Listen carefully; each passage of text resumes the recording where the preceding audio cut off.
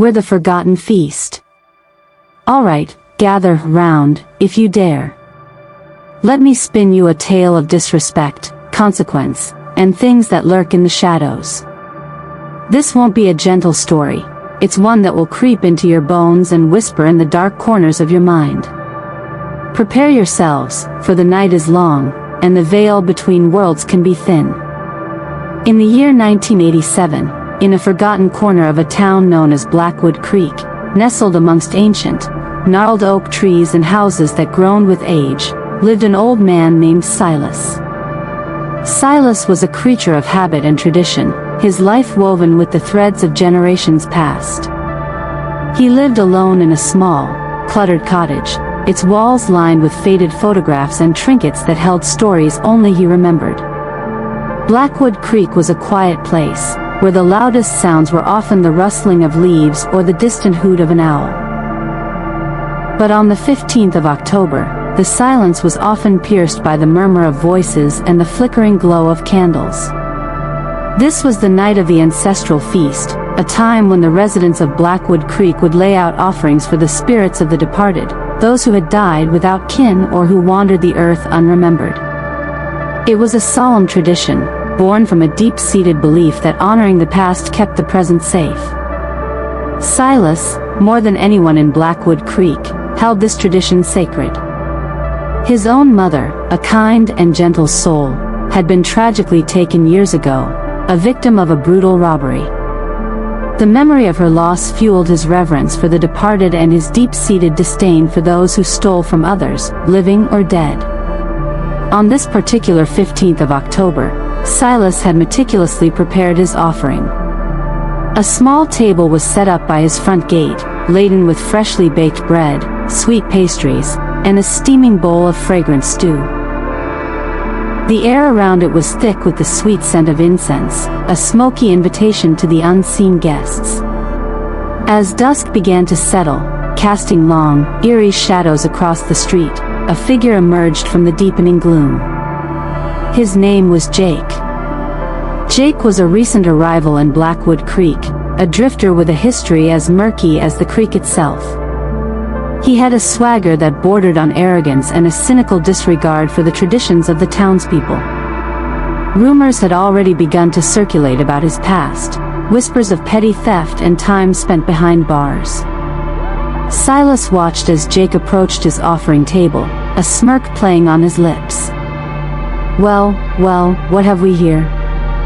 Jake drawled, his voice a grating sound in the quiet street. "Feast fit for a king, and no one to eat it?" Silas's frail body stiffened, his eyes narrowing to angry slits. "That is for the spirits, boy," he said, his voice trembling with indignation. "You touch that, and you invite trouble you can't even imagine." Jake chuckled, a hollow, unsettling sound.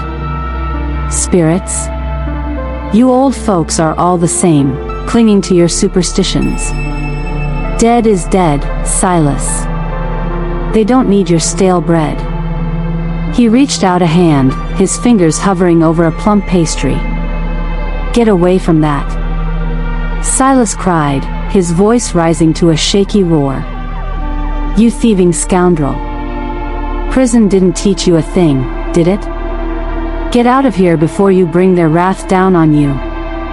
The outburst shattered the peaceful silence of Blackwood Creek.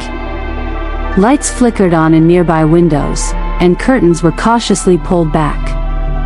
The residents, accustomed to Silas's eccentricities and Jake's disruptive presence, remained behind closed doors, observing the drama unfold with a mixture of apprehension and morbid curiosity.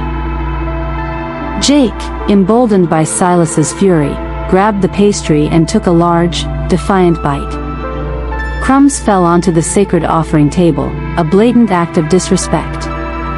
"Delicious," he said, chewing loudly. "Guess the spirits have good taste." Silas was speechless, his face contorted with rage and fear. He pointed a shaking finger at Jake, words failing him.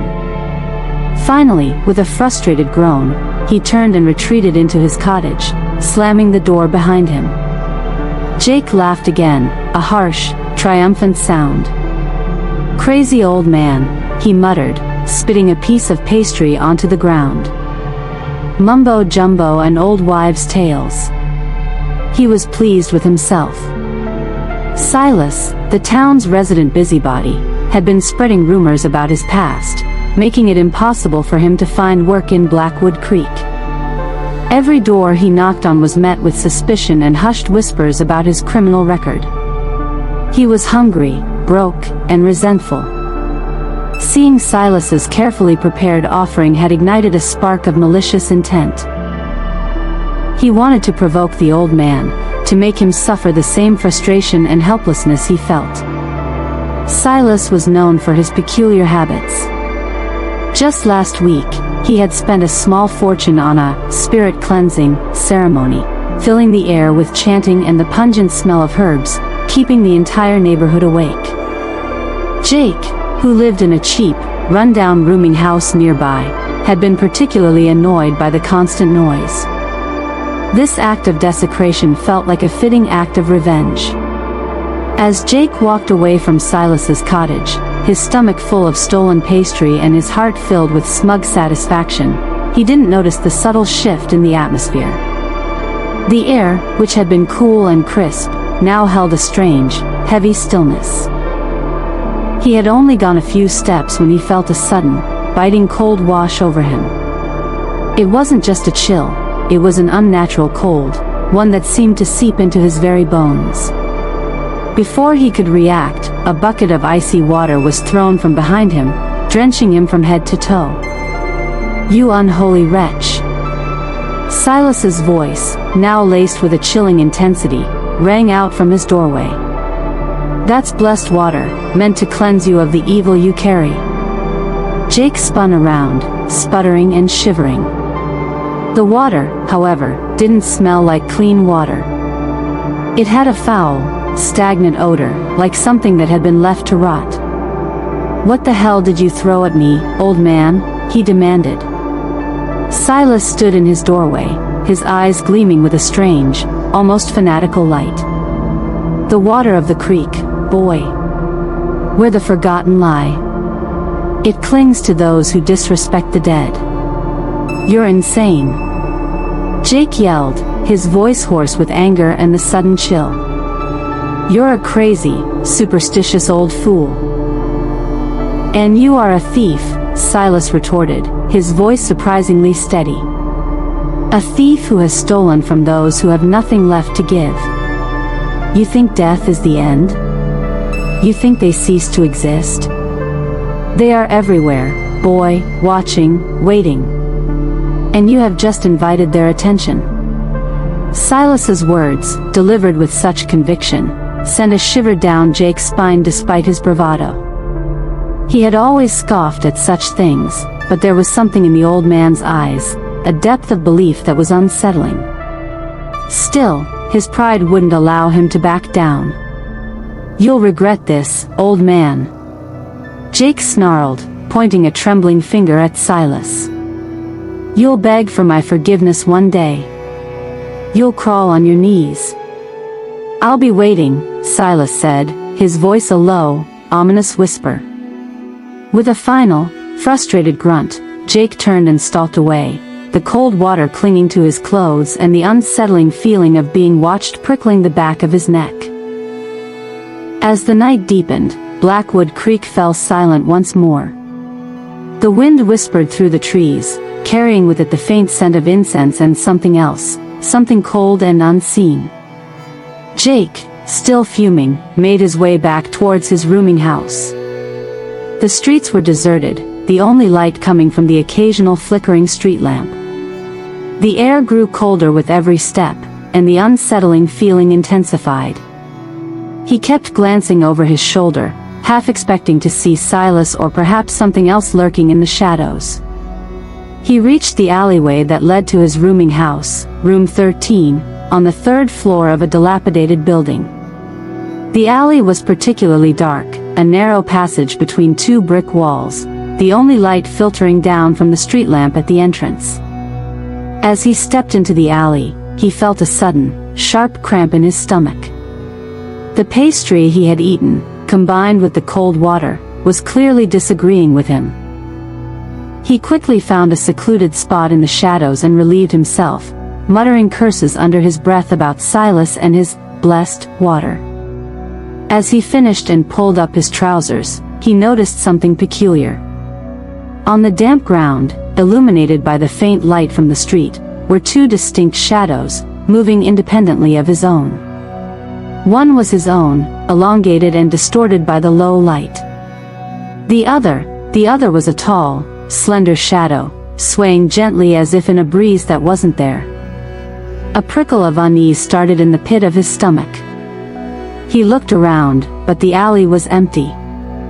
Just the brick walls and the single, flickering street lamp at the entrance. The light from the lamp seemed to pulse, brightening and dimming in an irregular rhythm. He turned back towards the shadows. The second shadow was still there, swaying. He took a hesitant step forward, and the shadow seemed to ripple, elongating even further. A cold dread began to creep up his spine. Then, he felt it. A heavy weight settled on the back of his neck, pressing down as if an invisible hand was holding him in place. His knees buckled slightly under the sudden pressure. A wave of intense cold washed over his neck, a chilling, almost freezing sensation that made the hair on his arms stand on end. It felt like his neck was being slowly encased in ice. He reached up a trembling hand to touch his neck, his fingers encountering something soft and damp. He froze, his mind racing. What was this? Who was doing this? Was this some kind of prank? But there was no one there. He was alone in the alley. As he stood there, paralyzed by fear and confusion, a few drops of cold, viscous liquid dripped from above and landed on his forehead. He flinched, the liquid feeling thick and oily. He was about to try and pull whatever was on his neck off when something else happened. Long, wet strands of hair, dark and heavy, began to fall in front of his face. They were impossibly long, reaching down to his waist, dripping with that same cold, viscous liquid. The weight on his neck seemed to lessen, replaced by a strange lightness, but the hair remained, swaying gently in front of him, obscuring his vision. Panic began to set in. This wasn't a prank. This wasn't Silas. This was something else entirely. The cold, wet hair felt unnatural, too long, too alive. He shook his head violently, trying to dislodge the hair, but it clung to him, wrapping around his face and neck. He could hear a faint, wet sound, like something slithering close by. With a desperate surge of adrenaline, he grabbed a handful of the dripping hair and yanked it downwards with all his might. He expected to feel a head, a body, something tangible. Instead, the hair simply snapped, coming away in his hand. He stared at the handful of dark, wet hair, his heart pounding in his chest. It was cold, unnervingly cold, and felt strangely lifeless yet somehow, potent. As the last of the hair fell away from his face, the heavy, wet feeling on his back vanished. He was left gaping, his breath catching in his throat. Then, from the deeper darkness of the alley, he saw them. Two eyes, black and empty, gleaming with a faint, internal light. They were fixed on him, unblinking. And behind the eyes, a faint outline began to solidify, a shimmering, ethereal form. It was a woman, her figure draped in a flowing, white gown that seemed to ripple and swirl even in the still air. Her face was indistinct, a blur of pale light and shadow, but those eyes were undeniably real, and filled with a chilling hunger. A voice, a low, mournful whisper that seemed to come from everywhere and nowhere at once, echoed through the alley. It was a sound that spoke of centuries of emptiness and longing. Food, offerings. I am hungry. I am hungry. Jake's legs turned to jelly. His earlier defiance evaporated, replaced by a primal, bone-deep terror. His face, just moments ago flushed with anger, was now a ghastly shade of white. He stumbled backward, his voice a shaky whisper. I don't have any food. I don't have any offerings. The glowing figure didn't respond, only swayed closer, those empty eyes still fixed on him. The air around it grew colder, the scent of stale water and something else, something ancient and decaying, filling the narrow alley. He couldn't think, couldn't reason. All he knew was that he had to get away. With a desperate cry, Jake turned and bolted, scrambling out of the alley and back onto the street. He ran as if the hounds of hell were on his heels, not daring to look back. His footsteps echoed in the deserted street, a frantic rhythm against the unnatural silence of the night. As Jake's frantic form disappeared into the darkness, the flickering street lamp at the entrance of the alley suddenly stabilized, casting a steady, ordinary light onto the empty street. The second shadow, the swaying, ethereal one, was gone. The only thing that remained was the lingering scent of stale water and the unsettling feeling that something had been disturbed, something ancient and hungry, awakened by an act of careless disrespect. The night in Blackwood Creek was far from over. The spirits, it seemed, had taken notice. And they were not forgiving. The legend of the Jade Coffin, Shadows of Silverbrook. In the sprawling metropolis of Silverbrook, a city where ancient history intertwined with modern innovation, there was a renowned research institute nestled within the historic district. The year was 2000, a year marked by technological marvels and mysterious phenomena that kept the city on edge. Within the walls of the Institute of Archaeological Wonders, Room 108 was a hub of activity, curiosity, and secrets. Dr. Emily Carter, a leading archaeologist with a reputation for fearless exploration, was known for her daring digs into forgotten tombs and her relentless pursuit of truth. Her sharp intellect was matched only by her eccentricity. She often wore mismatched socks, carried an ancient talisman she believed protected her, and had an obsession with uncovering artifacts that defied explanation.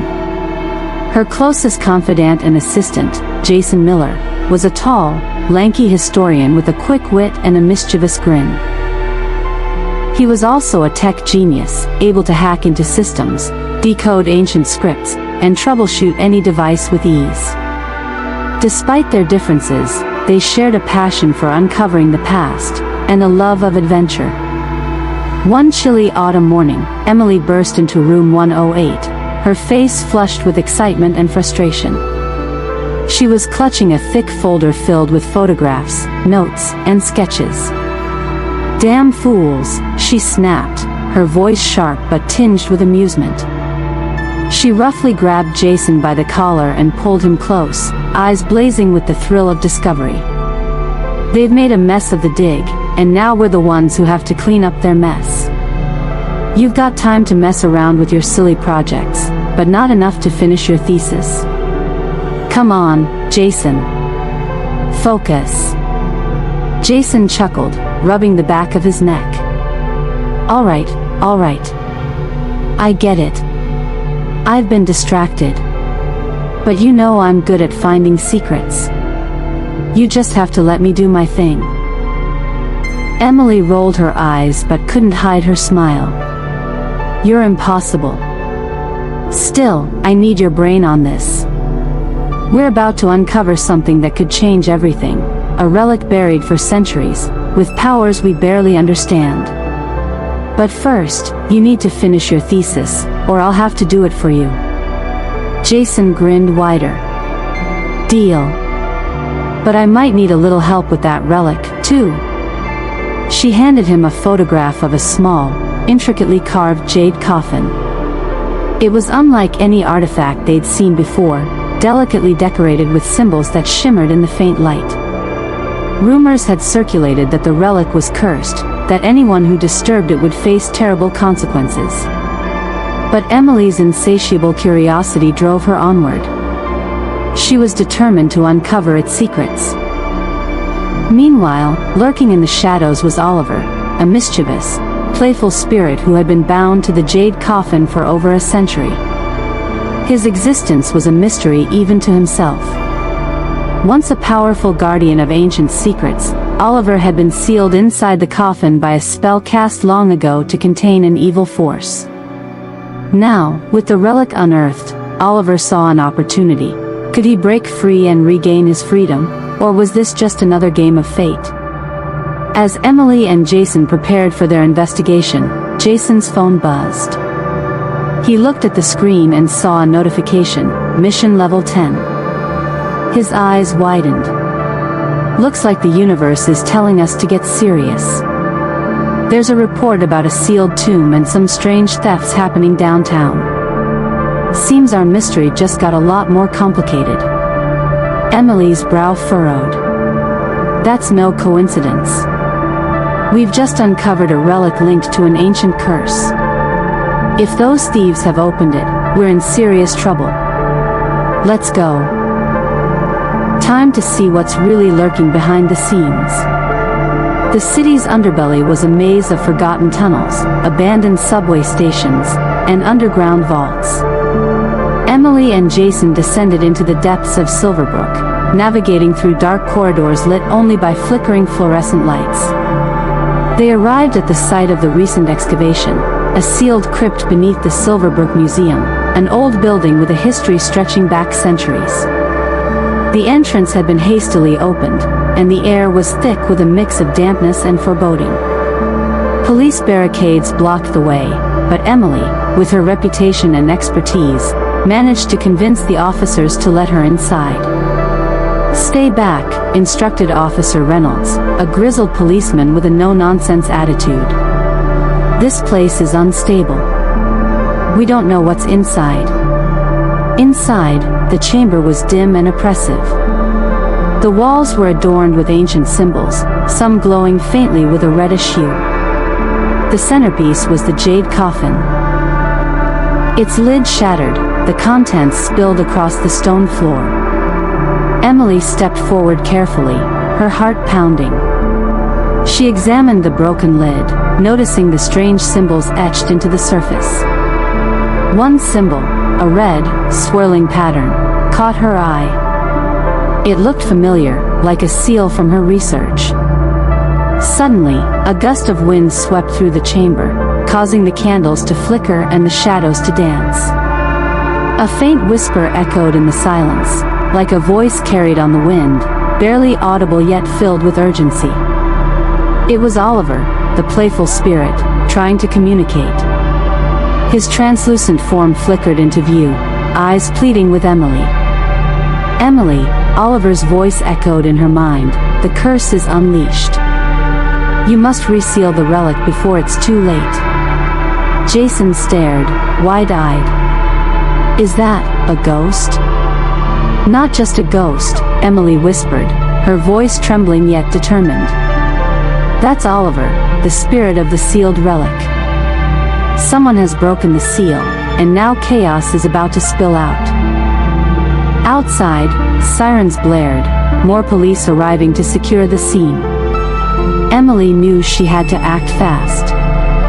She recalled an ancient incantation buried in her research, one that could rebind the curse and imprison Oliver once more. As she began reciting the spell, Oliver's form grew brighter, his face etched with desperation.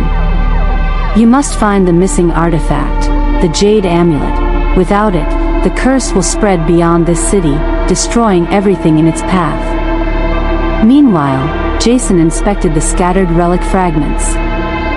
He saw that the thieves had been after a small jade amulet, carved with the same symbols as the coffin. It was missing from the scene. Looks like this little guy is the key, Jason said, holding up the jade amulet. And if they get away with it, the curse could infect the entire city. Emily nodded solemnly. We need to find the amulet before it's too late. Oliver, can you show us where it is? The spirit flickered, pointing toward an abandoned warehouse on the outskirts of town. Emily and Jason prepared for a night of danger, knowing that every second counted. The warehouse was a hulking, deserted structure, its windows boarded up and graffiti covering its walls. Inside, the air was thick with dust and the scent of rust. Shadows stretched long across the floor, and the faint shimmer of the jade amulet was visible within. As Emily and Jason entered, a figure emerged from the darkness, cloaked, silent, and sinister. It was a young woman with piercing black eyes and a wicked smile, clutching the jade amulet, her dark magic glowing subtly around her fingertips. "Hand over the relic," Emily demanded, her voice steady despite her racing heart. "You don't understand the danger you're in." The woman sneered. "The power of the jade is mine now. I've waited centuries for this moment. With it, I can awaken the spirit and claim its power for myself." A fierce battle erupted. Spells against shadows, incantations against curses. Emily's voice rang out, reciting ancient words she had painstakingly memorized, while Jason used his technical skills to disable the magical defenses. Finally, Jason managed to snatch the jade amulet, smashing it on the ground. The force of the destruction unleashed a terrible roar. The awakened malevolent spirit, long contained, was stirring once more. "Seal it again. Seal it now." Oliver's voice echoed in the chaos, urging them to act swiftly. With a final surge of energy, Emily recited the ancient incantation, her voice unwavering. The spirit was sealed once again, and the cursed relics crumbled into dust. As dawn broke over Silver Brook, the city was silent, the threat contained. Emily, Jason, and Oliver looked at each other, knowing that darkness always lurked just beyond the horizon, a future full of mysteries waiting to be uncovered. In the quiet hours of the morning, Emily sat alone in her office, staring at the remnants of the jade relics. Her mind drifted back to her past, her childhood fascination with archaeology, the loss of her mentor to a similar curse, and all the nights she had spent deciphering ancient texts by candlelight. Jason entered quietly, placing a cup of steaming coffee beside her. "You did good, Emily. We did good." She nodded, her eyes shining with a mix of exhaustion and determination. "This isn't over. Darkness always finds a way, but so do we. I promise, I'll keep fighting." Meanwhile, Oliver's spirit hovered nearby, grateful but longing for the day he could be free again, perhaps someday, when the world was ready to accept the truths hidden in the shadows. And so, in Silver Brook, the legend of the jade coffin and the spirit of the sealed evil continue to echo through generations, a story of courage, friendship, and the eternal struggle between light and darkness.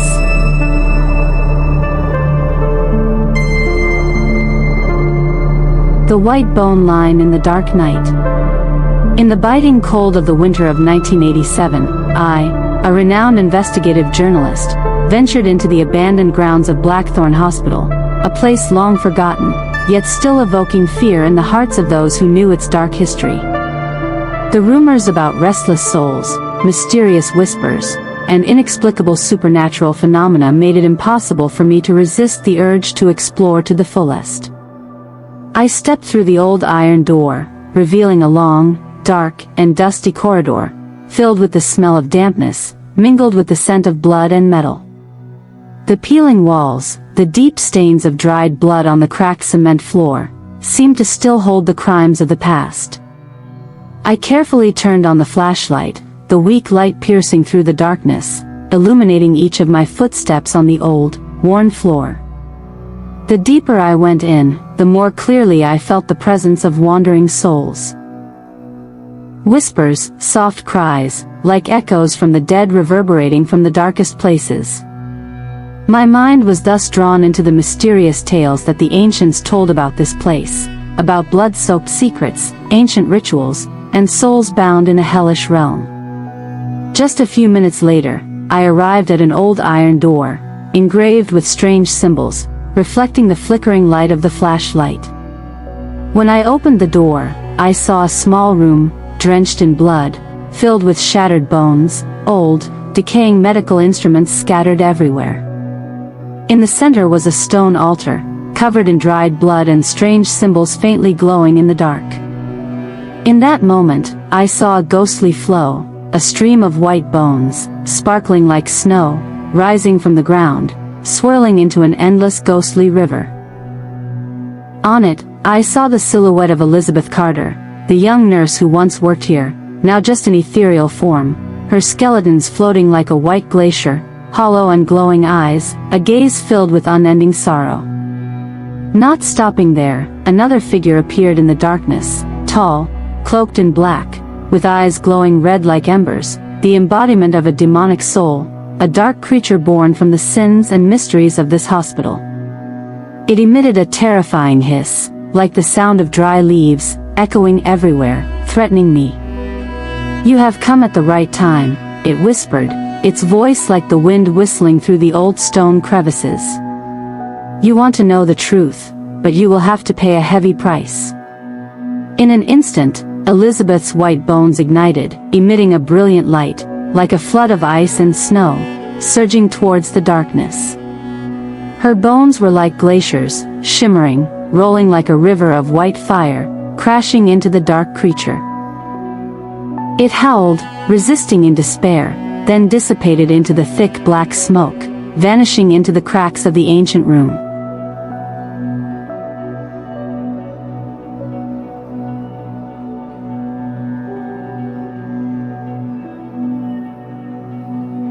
In just a moment, everything returned to silence. The faint light from the eerie stream of bones gradually faded, leaving behind the ethereal silhouette of Elizabeth, her face full of sorrow, hollow eyes, and a light like frost reflecting in the darkness. "Thank you," Elizabeth's voice echoed in my mind, gentle yet full of emotion. "The signature of the curse has been broken, at least for now. But be careful, the darkness is still there, waiting for those who come after." After that, I left the room, my heart filled with conflicting emotions, both fear and relief. I knew I had witnessed a battle between souls, where the terrible sins of the past were revealed through the mysterious form of the White Bone River, of the eerie skeletons floating in the darkness. However, I also understand one thing clearly, that darkness has not truly been defeated, that it has only temporarily retreated to wait for a new opportunity. And I know, deep within this land, there are even more ruthless secrets, terrible sins that have been hidden for decades. Day by day, I continue to delve into the dark history of Blackthorn. Old documents and local stories all confirm that this place is not just an abandoned hospital, but also a site where mysterious rituals, cruel experiments, and the bloody secrets of a secret organization called the Blackthorn Society once took place. They conducted experiments on weak women, causing tragic scenes, and then buried them in mass graves underground. In those dark memories, I discovered that Elizabeth Carter was one of the victims betrayed and murdered in those experiments. She was a young nurse who once tried to resist and oppose the brutal actions of this group, but in the end, she was betrayed and killed on a stormy night, leaving her cursed soul to drift in the river of white bones, forever unable to find peace. On the rare blood moon night, I decided to return to break the dark curse. I brought along a talisman, a notebook filled with dark secrets, and a fierce determination. That night, amidst a fierce storm, I ventured deep into the dark corridors, clearly sensing the presence of wandering souls, the whispers lurking, the prayers that never ceased. In a small room, I saw Elizabeth appear once more, her bones like a glacier, floating in the air. She was hovering over a stone altar, her eyes filled with sorrow, as if wanting to convey all her grievances. In the darkness, a gigantic shadowy creature, tall and imposing, with eyes glowing like embers, lurks, ready to pounce. "Come here," it whispered, its voice echoing like the wind whistling through the old stone crevices. "You want to know the truth, but you will have to pay a heavy price."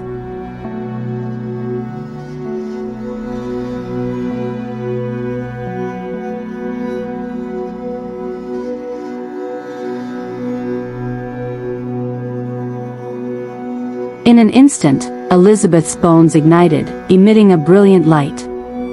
But the dark creature wouldn't let go easily. It spewed dark rays, trying to suck my soul. I pulled out the talisman, recited an ancient prayer, hoping to have enough strength to resist the darkness.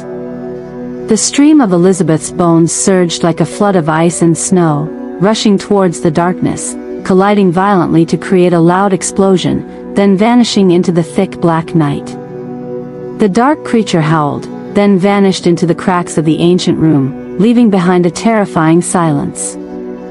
In the last flickering light, I saw Elizabeth's ghostly skeletons, still floating in the air, then slowly disappearing into the darkness. Before leaving, I clearly felt she had somewhat escaped the curse, somewhat freed from the shackles of the past. After that night, Blackthorn became quieter. But the ghosts, the mysterious white figures, still lurk in the dark corridors, waiting for the foolish to step in. In my heart, the image of Elizabeth, the white bone, the mysterious gaze, always present as a reminder of sins that cannot be erased. If you accidentally wander into that place on a moonless night, be careful to listen to the whispers of the white bones.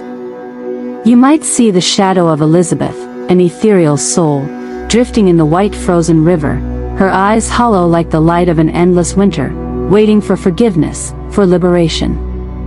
And remember, the wounds in this land do not heal easily. There are souls forever bound in the cold stream of bones, in the mysterious curses, eternally moaning in the dark night.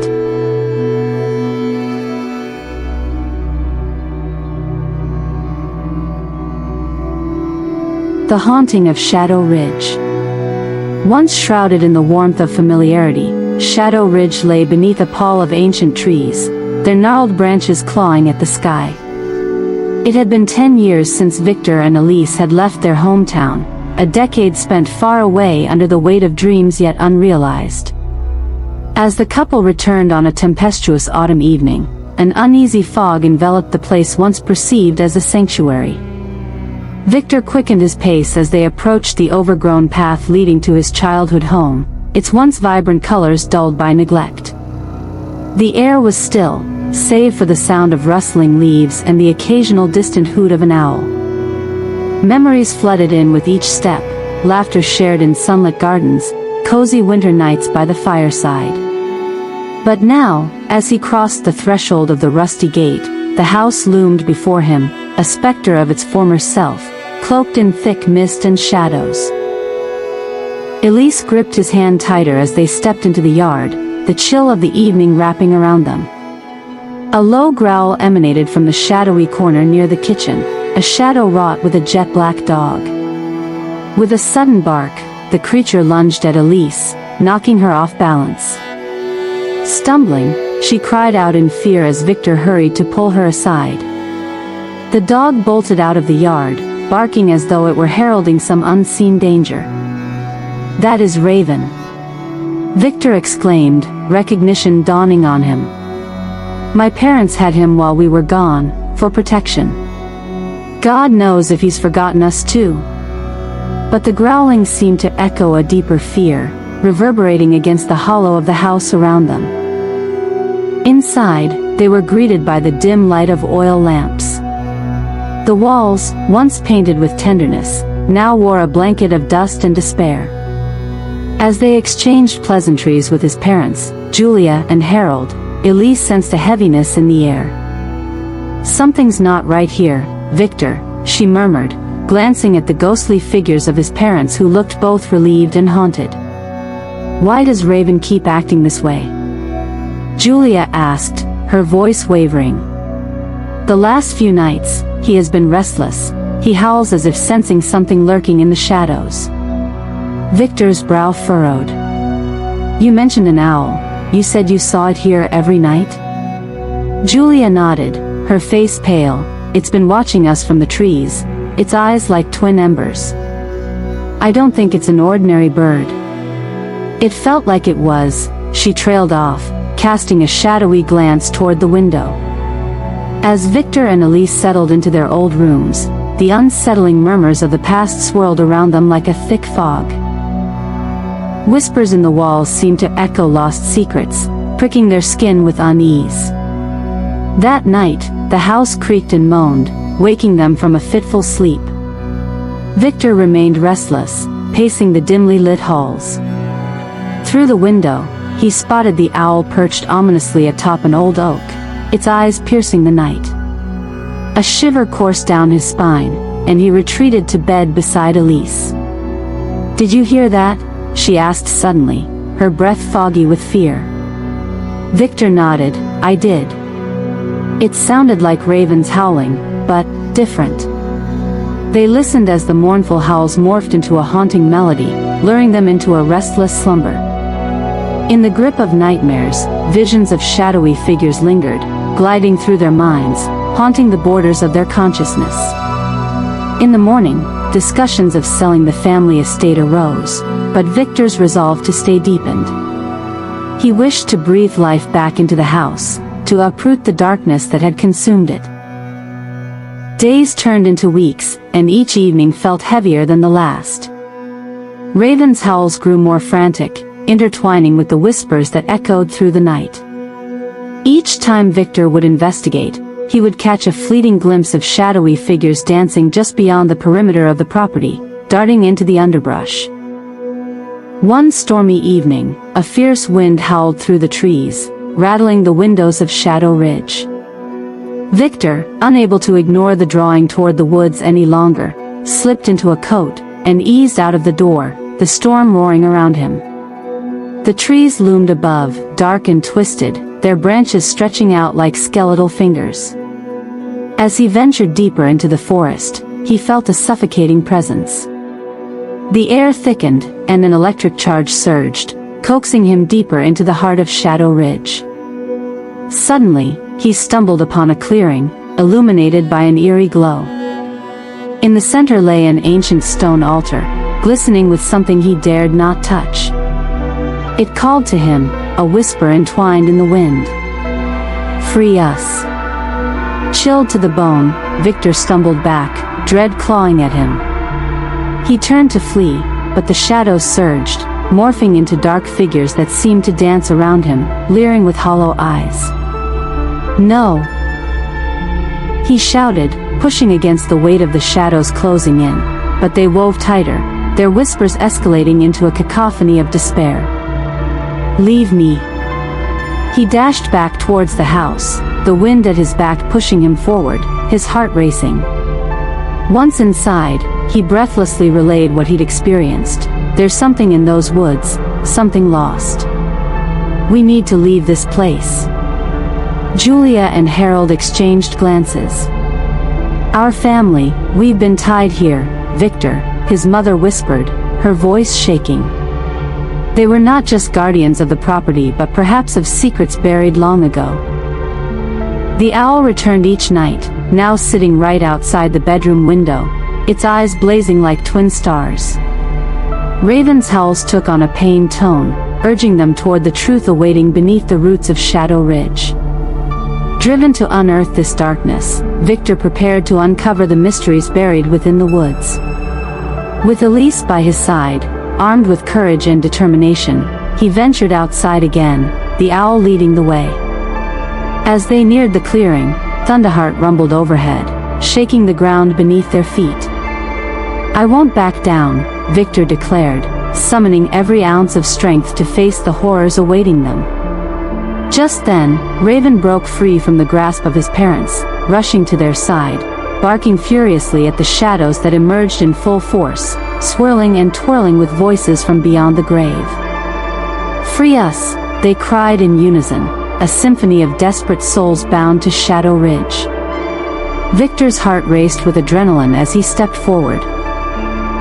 "I seek to learn your pain," he shouted defiantly. The shadows paused momentarily, allowing Victor to step into the circle of light where he found the heart of the altar. "Release them," cried Elise, gripping his hand tightly. The energy surged, pulsing beneath their feet. Victor felt the spirits wrap around him, their anguish as tangible as the wind. "I will set you free," he vowed, raising his hands. With a flash of blinding light, the shadows merged and twisted into one final scream before they erupted into a brilliant haze of energy, filling the evening sky with the essence of long-lost souls, at peace at last. The forest sighed as tranquility seeped into the night, and the owl took flight, the weight lifting from its shoulders. Ravens ceased to howl, barking instead with relief, standing watch over the liberating ground. Victor and Elise stumbled back toward the house, exhaustion crashing over them. "It's done," he whispered, gazing at the tranquil woods now blanketed in moonlight. In the days that followed, the vibrancy of Shadow Ridge returned, its lingering darkness dispersed. Julia and Harold watched as their son settled into his home, a sense of peace enveloping their hearts. Victor vowed to infuse the house with life, love, and laughter once more. As time passed, the stories of shadowy figures and restless spirits faded into the whispers of the wind, and the haunting echoes of the past transformed into songs of hope under a moonlit sky. Shadows still danced in the depths of the woods, but they now stood solemnly watchful, guardians of a story long told and finally laid to rest. And every now and again, couples passing through Shadow Ridge would feel an inexplicable chill, a reminder of the darkness that once lingered, but also of the light that triumphed, illuminating a path through the shadows forevermore. Shadows of the past. In the quiet outskirts of an old town, where the moon's pale light barely reached the cracked windows, stood a decrepit building, a house haunted by whispers of yesteryears. Its walls, once vibrant and alive with laughter, now leaned heavy with age and secrets. Shadows flickered across its surface, twisting and writhing like spirits unwilling to rest. The air around it was thick with dust and memories, and the silence was broken only by the faint rustling of leaves and the distant, haunting call of an owl. Long ago, this house was alive with children's laughter, voices ringing out in joy, games played in sunlit gardens, and cozy winter nights by the fire. But time and tragedy had turned that warmth into cold silence. The house had become a place where shadows lingered, and the past refused to fade. One stormy night, a young boy named Victor and his sister Lily decided to explore this house, drawn by stories of ghostly whispers and restless spirits. They had heard rumors that the house was haunted by a child spirit, someone lost, someone trapped, calling out from beyond the veil. Driven by curiosity and a sense of adventure, they crept through the rusted gates and pushed open the heavy door. Inside, the house was frozen in time. Dust coated every surface, and the air smelled of forgotten memories. Their footsteps echoed softly as they moved through dim hallways, where shadows seemed to stretch and breathe. As they wandered deeper, a strange feeling of being watched crept over them, the kind that makes the hair stand on end and the skin crawl. Suddenly, Victor heard a faint voice, soft, trembling, calling his name. It seemed to come from the shadows, almost like a child's whisper carried on the wind. His heart pounded. Lily clutched his arm, her face pale but determined. "Did you hear that?" she whispered. "Someone's here." They moved toward the sound, and in the corner of a room, a faint glow appeared. It was a white figure. A child, trembling and translucent, with eyes full of sadness and longing. The spirit reached out with fragile hands, and Victor felt an icy chill run down his spine. The boy's voice echoed in their minds, "Help me. I'm lost. I can't find my way home." Victor felt a strange mixture of fear and compassion. The house seemed to pulse with unseen energy, shadows swirling around like living things. The ghostly child stared at them, pleading silently. Lily whispered softly, "It's okay. We're here to help." Over the following days, the house revealed more of its secrets. Its rooms shifted and changed as if alive, transforming into labyrinths of darkness and light. The spirits within stirred, some angry, some frightened, others desperate for peace. Victor and Lily discovered that the house was a mirror of their own fears, memories of family broken apart, dreams lost in the shadows, and long-buried pain. As they explored, strange things happened. Windows would flicker with visions of distant worlds, stars shining in the night sky, and ghostly faces peering from the darkness. The house called to them, whispering secrets of its tragic past, of a family torn apart by betrayal, loss, and regret. It was a place haunted not only by spirits but by the weight of unresolved sorrow. One night, the house seemed to come alive with a terrible energy. Shadows stretched into monstrous shapes, and the air grew thick with despair. Victor and Lily found themselves in a room where the walls dripped with darkness, and the floor trembled beneath their feet. The spirit of the lost child appeared again, this time more desperate, tears streaming down his translucent face. "Please," he begged, "set me free. I am trapped here, forever, unless someone helps me find peace." Victor understood that the house's darkness was born from pain, an echo of past suffering that refused to fade. The spirits wanted release, and the only way to free them was to confront the darkness within themselves and the house. With trembling resolve, Victor reached out to the spirit, promising to help him find peace. Lily held his hand tightly, sharing her strength. Together, they faced the shadows, speaking words of forgiveness, love, and hope. As they did, the house began to change. The swirling shadows receded, and a gentle light seeped through the cracks in the walls. In that moment, the spirit of the child smiled, faint but genuine, and slowly faded into the light, his voice echoing a grateful farewell. The house grew silent, the oppressive weight lifting, and the shadows dissolved into nothingness. As dawn approached, Victor and Lily stepped outside. The house stood quiet once more, bathed in the soft glow of morning. The shadows had been banished, and the spirits had found their peace. The house, once a prison of secrets, now felt lighter, more like a home than a tomb. They looked back at the house with a mixture of sorrow and relief. Though the memories and shadows had been released, the scars of the past still lingered in their hearts. But they knew that healing was possible, that facing the darkness, with love and courage, could bring light even to the deepest shadows. From that day on, the house remained silent, waiting patiently for the next soul brave enough to uncover its secrets. Its walls held stories of pain and redemption, waiting to be told. And Victor and Lily carried the memory of their journey, reminded that even in the darkness, hope and love could shine through.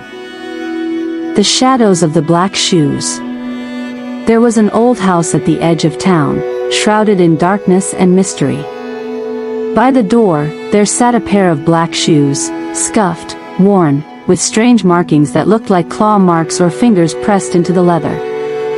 They belonged to a family long gone, left abandoned after what seemed like an unstoppable darkness took hold of them.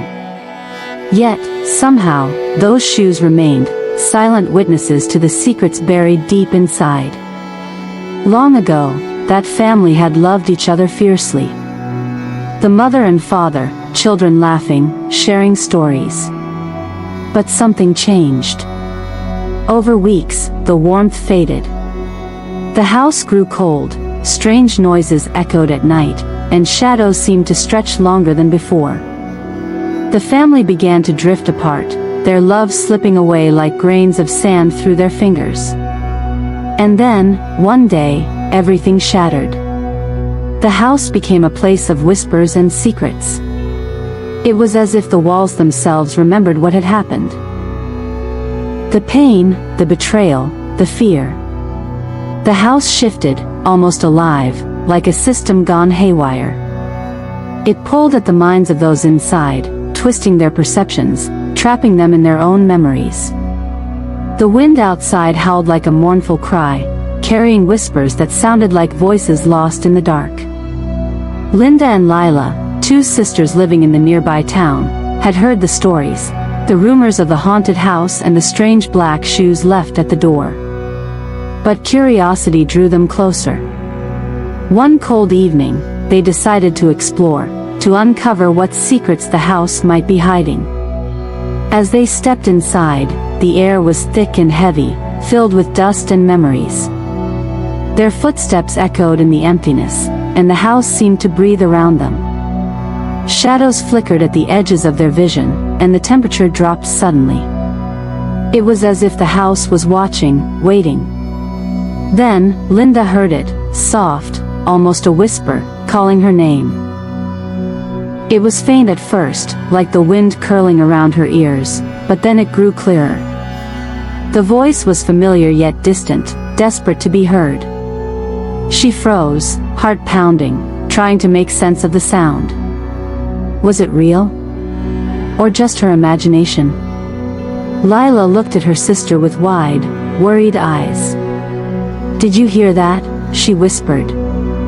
"Someone's here." Suddenly, the darkness in the room thickened. Shadows gathered and shifted, forming vague shapes, faint outlines of figures. One of those figures was a girl, no older than them, with hollow eyes and a face filled with longing. She reached out with trembling hands, and the sisters could feel her sadness, her longing to be free. The ghostly girl's voice echoed in Linda's mind, trembling but clear, "Help me. I'm trapped. I need to go home." The sisters felt a shiver run down their spines. The house was alive with unseen energy, and the shadows seemed to whisper stories of pain long buried. The house, they realized, wasn't just haunted by spirits, it was haunted by memories, by love lost, by betrayal, by families torn apart by darkness and despair. Night after night, the house's secrets revealed themselves. The walls seemed to pulse with an ominous heartbeat. The shadows grew darker, more menacing. The house appeared to shift, rooms twisting into mazes of darkness and light. The voices grew more insistent, calling, pleading, demanding to be heard. Linda and Lila discovered that the black shoes were not just footwear, they were symbols of the family, symbols of innocence lost. The markings on them looked like claw marks, as if something had tried to claw its way out, something that had been trapped in the house for generations. One night, Linda awoke to a cold gust of wind and a voice that sounded like a whisper carried on the wind. It was close, almost inside her head. She responded instinctively, her voice trembling, "Who are you? What do you want?" The voice responded, not with words but with feelings, a mixture of sorrow, anger, and longing. Shadows gathered again, swirling into monstrous shapes. Faces appeared briefly, some familiar, some terrifying, and then they disappeared just as quickly. It was as if the house was showing her fragments of its tragic history, fragments she could barely understand. In her dreams, Linda saw visions, families crying, children hiding under beds, lovers torn apart. The house, she realized, was a vessel of memories, pain and love intertwined, waiting for someone brave enough to face the truth. The sisters knew they had to confront the darkness. They had to find out what was buried deep beneath the house's foundation, what secrets it was hiding. But the more they tried to uncover, the more terrifying the house became. It seemed to fight back, twisting memories and feelings into nightmares. One night, Linda found herself in a room filled with old photographs, torn and faded. As she touched them, a voice, strange, distorted, began to speak. It was the voice of someone long gone, a voice that told her of betrayal, of a love that had turned sour, of a family torn apart by secrets. She could feel the weight of it all pressing on her chest. It was overwhelming. She wanted to run, to escape the house's grip, but she knew she had to stay strong. She whispered softly, "I'm here to help. I won't leave you trapped." And slowly, the shadows began to lift. The house's grip loosened. The ghostly figures faded into the light, their faces finally free from suffering. The house grew silent, and the air grew lighter. In the morning, the sisters stepped outside, their hearts heavy but hopeful. They knew they had faced something terrible, but they had also freed the trapped spirits. The house was no longer a prison of pain, it was a place where love and forgiveness could finally settle in. The black shoes remained at the door, silent reminders of the past. They waited patiently, knowing that someday, others might come seeking answers, others who dared to face the shadows and uncover the truth. And in the quiet of dawn, the house seemed to breathe a sigh of relief, its shadows gone, its secrets finally at rest. But the memories of love lost and found would linger forever, etched into the walls of that old house, waiting for the next brave soul to listen and understand.